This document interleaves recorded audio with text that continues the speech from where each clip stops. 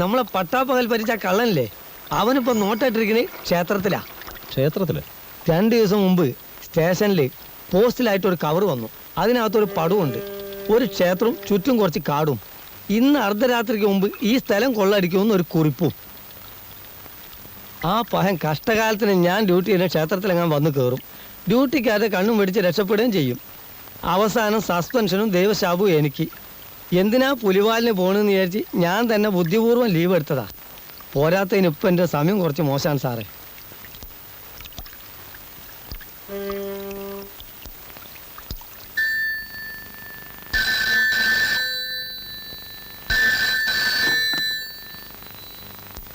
Hello, അമ്പലക്കാടനാണ്. അമ്പലക്കാടൻ എന്താ ഇപ്പൊ ബോധ്യമായോ? അമ്പലക്കാടനോട് കളിച്ചാൽ എങ്ങനെ ഇരിക്കുമെന്ന്? എന്താ മിണ്ടാത്തേ? ഒരു ക്ഷേത്രവും ചുറ്റും കുറച്ച് കാടും. ഇന്ന് അർദ്ധരാത്രിക്ക് മുമ്പ് ഈ സ്ഥലം കൊള്ളടിക്കുമെന്ന് ഒരു കുറിപ്പും.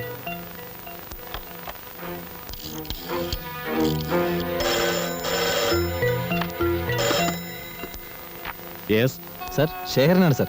എനിക്കൊരു അത്യാവശ്യ കാര്യം പറയാനുണ്ട്. എന്ത് അത്യാവശ്യ കാര്യമാണെങ്കിലും എനിക്ക് കേൾക്കണ്ട. I don't want to hear anything from you. Understand?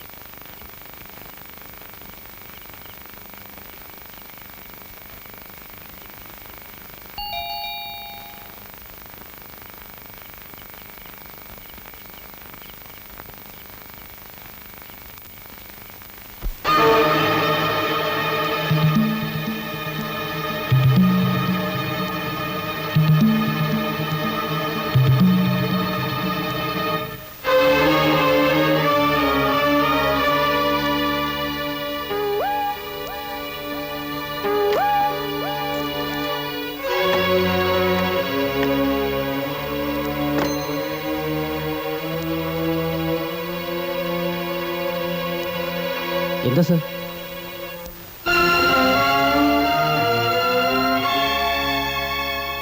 കൃഷ്ണന്റെ കാവലനെ അറസ്റ്റ് ചെയ്യുക. ശേഖരനെ അറസ്റ്റ് ചെയ്യുക. മലയാളി അറസ്റ്റ് ചെയ്യുക. കൃഷ്ണന്റെ കാവലനെ അറസ്റ്റ് ചെയ്യുക. ഇൻസ്പെക്ടർ ശേഖരനെ അറസ്റ്റ് ചെയ്യുക. പോലീസ് നീതി പാലിക്കുക. പോലീസ് നീതി പാലിക്കുക. കൃഷ്ണന്റെ കാവലനെ അറസ്റ്റ് ചെയ്യുക. പോലീസ് നീതി പാലിക്കുക. ശേഖരനെ അറസ്റ്റ് ചെയ്യുക.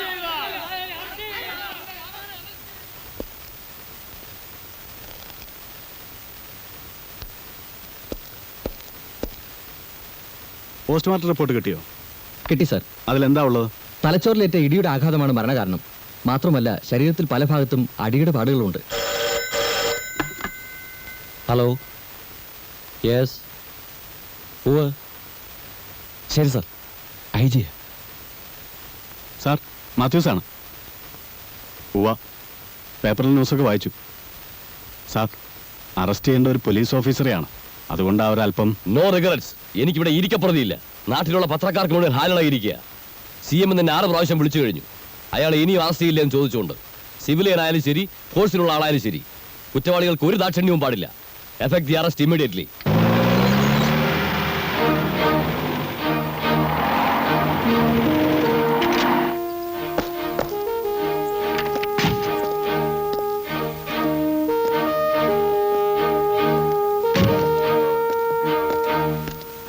ഇന്ന് ആളുകൾ പ്രശ്നമെല്ലാം ഉണ്ടാക്കിയോ? പതിവ് പോലെ കുറച്ച് മുദ്രാവാക്യം വിളിച്ചിട്ടേ, അത്രേ ഉള്ളൂ സർ.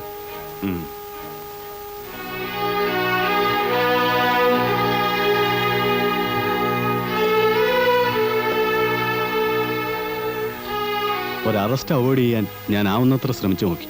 പക്ഷേ പ്രയോജനം ഉണ്ടായില്ല. അത്രയ്ക്കും പ്രഷർ ഉണ്ടായിരുന്നു മോളിൽ നിന്ന്.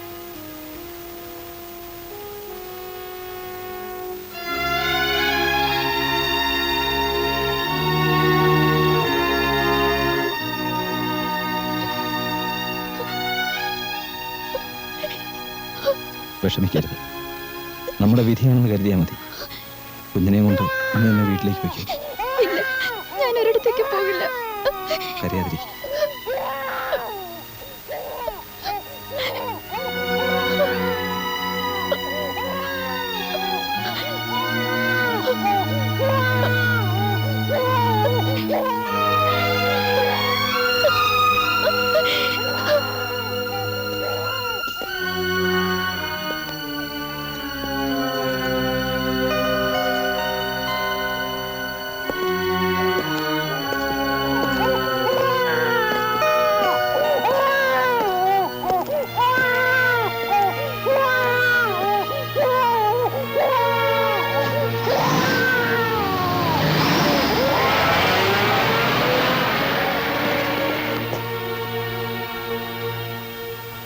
യുവർ ഓണർ, വിസ്തരിക്കപ്പെട്ട സാക്ഷികളുടെ മൊഴിയും മറ്റ് സാഹചര്യ തെളിവുകളും വെച്ച് നോക്കുമ്പോൾ സർക്കിൾ ഇൻസ്പെക്ടർ ശേഖരൻ തന്നെയാണ് കുറ്റം ചെയ്തത് എന്ന് പൂർണ്ണമായും ബോധ്യപ്പെട്ടിരിക്കുന്നു.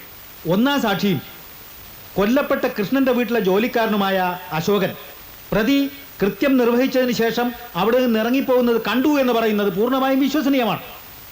അതുപോലെ തന്നെ പ്രതിയെ സംഭവത്തിന് മുമ്പ് കൃഷ്ണന്റെ വീട്ടിൽ കൊണ്ടുചെന്നാക്കിയ KR 2746 ഓട്ടോറിക്ഷയുടെ ഡ്രൈവർ മത്തായിയുടെ മൊഴിയും പ്രതി തന്നെയാണ് കുറ്റം ചെയ്തിട്ടുള്ളത് എന്നുള്ളതിന് ബലമേകും. പോസ്റ്റ്മോർട്ടം റിപ്പോർട്ട് അനുസരിച്ചുള്ള മരണസമയവും പ്രതി അവിടെ ചെന്നതായി പറയുന്ന സമയവും ഒന്നാണെന്ന് സാക്ഷികളുടെ മൊഴിയിൽ നിന്ന് വ്യക്തമാകുന്നുമുണ്ട്. കൊല്ലപ്പെട്ട കൃഷ്ണനോട് പ്രതിക്ക് പൂർവ്വവൈരാഗ്യമുണ്ടെന്നുള്ളത് സ്പഷ്ടമാണ്. കൊല്ലപ്പെട്ട കൃഷ്ണനെ പ്രതി അയാളുടെ പ്രസ്സിൽ വെച്ച് പരസ്യമായി മർദ്ദിച്ചതിനും പുലഭ്യം പറഞ്ഞതിനും തെളിവുകളുണ്ട്. താൻ സസ്പെൻഷനിലാകാനുള്ള കാരണം കൊല്ലപ്പെട്ട കൃഷ്ണനാണ് എന്ന് മനസ്സിലാക്കിയ പ്രതി പ്രതികാരം വീട്ടുകയായിരുന്നു. ഏതോ കള്ളനെ പിടിക്കാൻ വേണ്ടിയാണ് പ്രതി കൃഷ്ണന്റെ വീട്ടിൽ ചെന്നത് എന്ന ഡിഫൻസ് വക്കീലിന്റെ വാദം ഒരു തരത്തിൽ നിലനിൽക്കുകയില്ല. കാരണം സസ്പെൻഷനിൽ ഇരിക്കുന്ന ഒരു ഓഫീസർക്ക് ഔദ്യോഗിക ചുമതലകളൊന്നുമില്ല. അപ്പോൾ എന്തിനായി പ്രതി അവിടെ ചെന്നു? അതിനൊന്നും ന്യായമായ കാരണങ്ങൾ ഡിഫൻസ് വക്കീൽ നിർത്തിയിട്ടില്ല. യുവർ ഓണർ, പട്ടണത്തിലെ മാന്യനും പത്രമുടമയുമായ കൃഷ്ണനെ വ്യക്തിവൈരാഗ്യം തീർക്കാൻ വേണ്ടി ക്രൂരമായി മർദ്ദിച്ച് കൊലപ്പെടുത്തിയതാണെന്നുള്ളത് സംശയാതീതമായി തെളിഞ്ഞിരിക്കുന്ന സ്ഥിതിക്ക് ഈ പ്രതിക്ക് ഇന്ത്യൻ ശിക്ഷാ നിയമം അനുവദിക്കുന്ന ഏറ്റവും കഠിനമായ ശിക്ഷ തന്നെ നൽകണമെന്ന് ഞാൻ ബഹുമാനപ്പെട്ട കോടതിയോട് അപേക്ഷിക്കുകയാണ്. That's all your owner.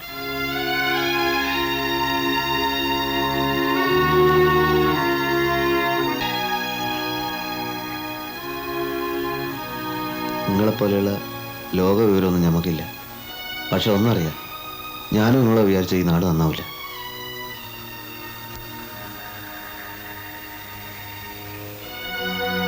ആർക്ക് വേണ്ടിയിട്ടാണ് നിങ്ങൾ ബേജാറാവുന്നത്? പണക്കാരുടെ അടുത്തുനിന്ന് സർക്കാർ നികുതി എന്നൊക്കെ പറഞ്ഞിട്ട് പണം പിരിക്കും. പക്ഷെ പട്ടിണി കിടക്കുന്നവർക്ക് ഒരു നേരത്തെ ചോറ് കൊടുക്കാൻ ഇവിടെ ആരുമില്ല. നിങ്ങളോട് നമ്മൾ മുമ്പ് പറഞ്ഞിട്ടുള്ളത് പോലെ ഇവിടുന്ന് സ്ഥലം വിട്ടോളി. ഈ ദുനിയാവിൻ്റെ ഏതെങ്കിലും ഒരു മൂലയ്ക്ക് നിങ്ങൾ ജീവനോടെ ഇരിക്കുന്നുണ്ടെന്ന് അറിഞ്ഞാൽ മതി ഞമ്മക്ക്. അതുകൊണ്ടാണ് പറയുന്നത്. നമ്മുടെയൊക്കെ തലയിൽ ചിലതൊക്കെ പടച്ചോ മറിച്ച് വെച്ചിട്ടുണ്ട് ജമാലെ. അതുപോലെ നടക്കും.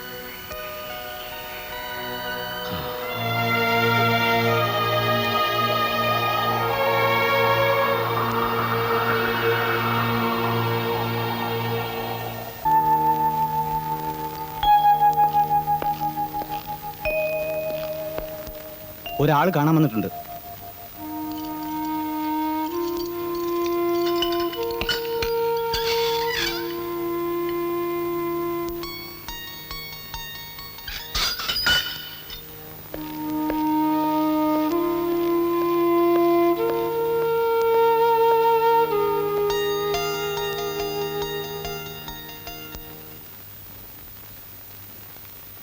മനസ്സിലായില്ലല്ലേ? രൂപം കൊണ്ട് എന്നെ തിരിച്ചറിഞ്ഞില്ലെങ്കിലും ശബ്ദം കൊണ്ടറിയാൻ നിങ്ങൾക്ക് സാധിക്കും. ഫോണിൽ പലപ്പോഴും നമ്മൾ തമ്മിൽ സംസാരിച്ചിട്ടുണ്ട്. യെസ്, ഞാൻ തന്നെ. ഇങ്ങനെയൊരു കണ്ടുമുട്ടൽ ഞാൻ തീരെ പ്രതീക്ഷിച്ചതല്ല. കള്ളം പുറത്ത്, പോലീസ് അകത്ത്. വിധി എന്നല്ലാണ്ട് എന്താ പറയാ. ഈ അവസ്ഥയിൽ നിങ്ങൾക്ക് എന്നെ ഒന്നും ചെയ്യാനാവില്ലെന്ന് എനിക്കറിയാം. കളവിനേക്കാൾ വലിയ കുറ്റമാണ് കൊലപാതകം. മറ്റുള്ളവരെ വിശ്വസിപ്പിക്കാൻ നിങ്ങളെക്കാൾ എളുപ്പം എനിക്കാണ്. നിങ്ങളൊരു പാവമാണ് മിസ്റ്റർ ശേഖർ. ഉദ്യോഗത്തിനോട് നീതി പുലർത്താൻ മാത്രമേ നിങ്ങൾ പഠിച്ചിട്ടുള്ളൂ. എന്തിന്, ആർക്ക് വേണ്ടി എന്നൊന്നും നിങ്ങൾ ആലോചിച്ചിട്ടേ ഇല്ല. ഉണ്ടോ? നിങ്ങൾ നിരപരാധിയാണെന്ന് എനിക്കറിയാം. എനിക്ക് മാത്രമേ അതറിയാവൂ. കോടതിക്ക് സാക്ഷിമൊഴികളെ വിശ്വസിക്കേണ്ടി വരുമ്പോൾ നിരപരാധികളും ശിക്ഷിക്കപ്പെടും. പക്ഷേ നിങ്ങൾ ശിക്ഷിക്കപ്പെടരുതെന്ന് എൻ്റെ മനസാക്ഷി എന്നോട് പറയുന്നു. നന്മയുടെ ഭാഗത്ത് നിൽക്കുക എന്നത് നീതിപാലകരുടെ മാത്രം കുത്തകയല്ല. അത് നിങ്ങൾ മനസ്സിലാക്കണം. ഞാൻ നിങ്ങളുടെ വീട്ടിൽ പോയിരുന്നു. നിങ്ങൾക്കൊന്നും സംഭവിക്കില്ല എന്ന് നിങ്ങളുടെ ഭാര്യയ്ക്ക് ഞാൻ വാക്ക് കൊടുത്തിട്ടുണ്ട്. അവരത് വിശ്വസിച്ചിട്ടുണ്ടോ ഇല്ലയോ എന്ന് എനിക്കറിയില്ല. കേസിന്റെ വിധി പറയുന്നതിന് മുമ്പ് നമുക്ക് വീണ്ടും കാണാം. Best of luck.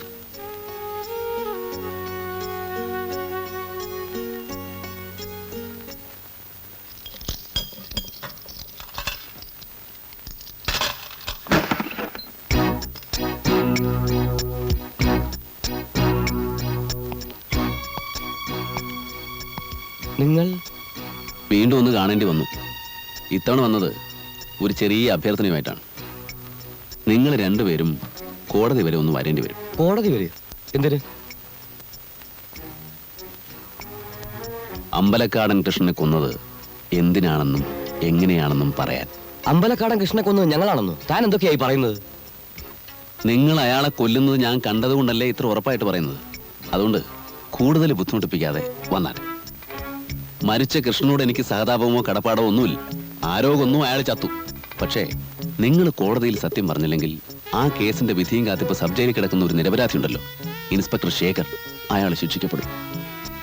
നിങ്ങൾ കോടീശ്വരനാണ്, പ്രഗത്ഭനായ വക്കീലിനെ വയ്ക്കാം, ലക്ഷക്കണക്കിന് കാശ് മുടക്കി സാക്ഷികളെ വിലക്ക് വാങ്ങാം, അതൊക്കെ നിങ്ങളുടെ ഇഷ്ടം.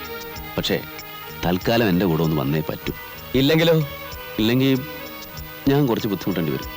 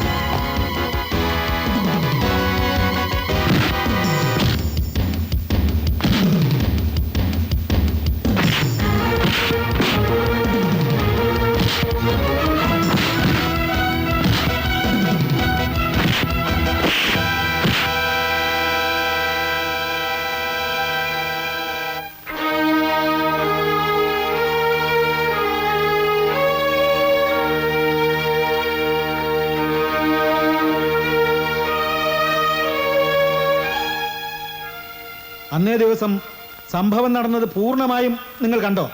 കണ്ടു. എന്താണ് കണ്ടത്? ഒന്ന് വിശദീകരിക്കാം. ഞാനവിടെ ചെല്ലുമ്പോൾ അമ്പലക്കാടന്റെ പത്രത്തിൽ വന്ന ഒരു വാർത്തയെ ചൊല്ലിയുള്ള തർക്കം നടക്കായിരുന്നു. വയനാട് റേഞ്ചിൽ ചാരായ ലേലത്തിൽ കുംഭകോണം, മദ്യത്തിന്റെ മറവിൽ മയക്കുമരുന്നുകൾ ഒഴുകുന്നു, ലേലോദ്യോഗസ്ഥന്മാരെ അപ്പാടെ കയ്യിലെടുത്ത ഒരു അബ്കാരി കോൺട്രാക്ടറുടെ വികൃതികൾ. എന്താ സത്യമലയിൽ എഴുതിയിരിക്കുന്നേ? ഇതൊക്കെ അവിടെ നടന്നതല്ലേ? വയനാട് റേഞ്ച് കിട്ടാത്തതിന്റെ അസൂയല്ലേ എനിക്ക്? ആയിരിക്കാം. ഞാൻ നിന്നോട് അന്നേ പറഞ്ഞില്ലേ ഇപ്രാവശ്യം വയനാട് റേഞ്ച് എനിക്ക് വിട്ടുതരണമെന്ന്? നീ എന്നെ കയറ്റി വിളിക്കാൻ തുടങ്ങി. അപ്പൊ ഞാൻ വേറൊരു വഴി കണ്ടു, അത്രേ ഉള്ളൂ. നീ വിഷമിക്കൊന്നും വേണ്ടടാ. പോയി മാനനഷ്ടത്തിന് കേസ് കൊടുത്തോ. കോടതിയെ ശിക്ഷിച്ചോട്ടെന്നേ. കോടതിയിൽ പോകാനും നിന്നെ ശിക്ഷിക്കുന്നത് വരെ കാത്തിരിക്കാനുള്ള ക്ഷമയും സമയവും എനിക്കില്ല.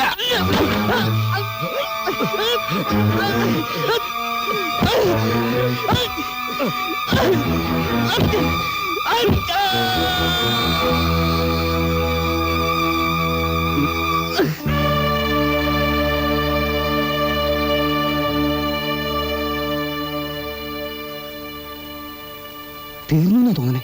വാ പോവാ.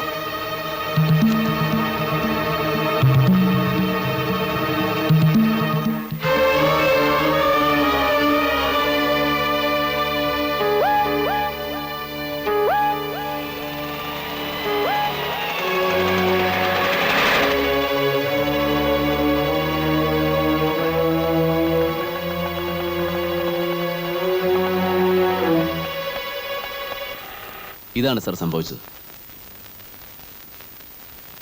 ആ സമയത്ത് നിങ്ങൾ എന്തിനവിടെ പോയി? കക്കാൻ, അല്ല എന്തിനാ?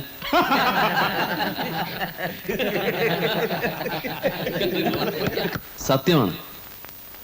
ഇവിടെ പലർക്കും ഞാൻ ആരാണെന്ന് വ്യക്തമായിട്ട് അറിയാം. പല വേഷങ്ങളിലും അവരെന്നെ കണ്ടിട്ടുണ്ട്. പത്രങ്ങളും പോലീസും പിടികിട്ടാപ്പുള്ളി എന്ന് വിശേഷിപ്പിച്ച ആ കള്ളൻ ഞാൻ തന്നെയാണ്. ഇനിയും എത്ര കാലം വേണമെങ്കിലും എനിക്ക് അങ്ങനെ സ്വതന്ത്രമായിട്ട് ജീവിക്കാം. ഈ കീഴടങ്ങൽ മനഃപൂർവ്വമാണ്. ഇല്ലെങ്കിൽ നിരപരാധിയായ ഒരു മനുഷ്യൻ ശിക്ഷിക്കപ്പെടും. കാരണം അമ്പലക്കാടനെ കൊന്നത് ഇൻസ്പെക്ടർ ശേഖർ അല്ല എന്നറിയാവുന്ന ഒരേ ഒരു സാക്ഷി ഞാൻ മാത്രമാണ്. കള്ളനാണെങ്കിലും മനസാക്ഷിയുള്ളവനാണ് സാറേ ഞാൻ.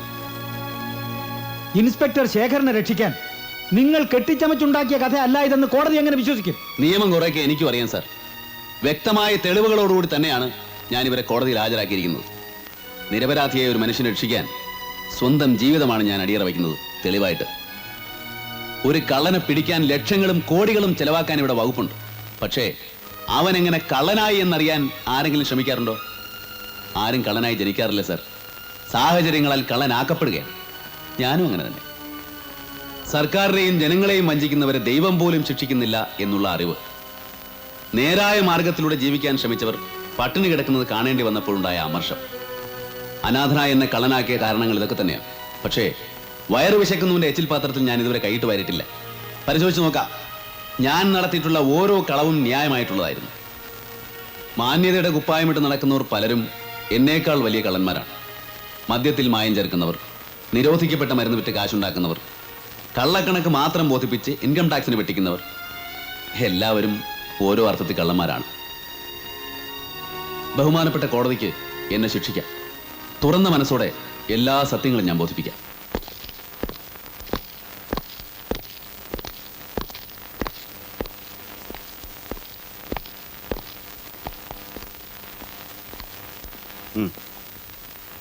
സാർ, എനിക്കൊരു അപേക്ഷയുണ്ട്.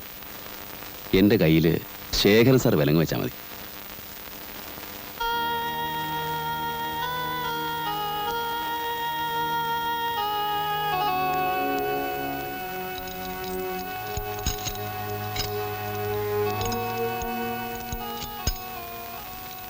സാറിനെ ഞാൻ ഒരുപാട് വിഷമിപ്പിച്ചല്ലേ?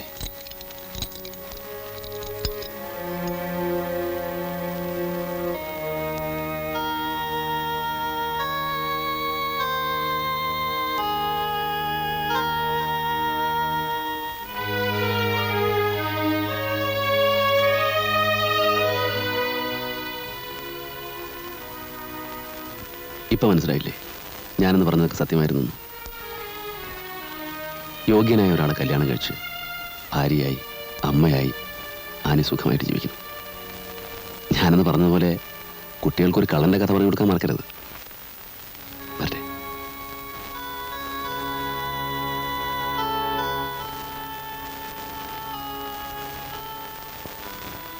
മനസ്സിൽ നന്മയുള്ളവരെ ദൈവം കൈവിടിയില്ല. എന്നെങ്കിലും ഒരിക്കൽ വീണ്ടും കാണാം.